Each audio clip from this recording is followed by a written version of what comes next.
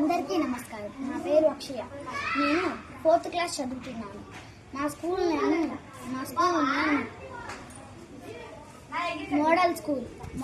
Model primary school, LE school. నేను ఝాన్సీ లక్ష్మీబాయి వేషం వేస్తున్నాను.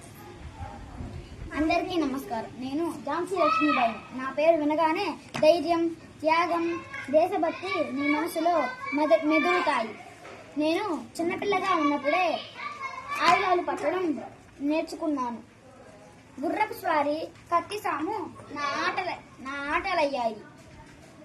స్త్రీనైనా సరే దేశాన్ని కాపాడే శక్తి నాలో ఉందని నమ్మాను. బ్రిటిష్ పాలకులు నా ఝాన్సీని లాక్కోవాలని చూశారు. ఆ అన్యాయాన్ని నేను ఒప్పుకోలేదు. అందుకే నేను గట్టిగా చెప్పాను, నేను నా ఝాన్సీని ఇవ్వను. నా చేతిలో నా కత్తి, నా పక్కన నా బిడ్డ, నా గుర్రంపై ఎక్కి శత్రువులతో పోరాడాను.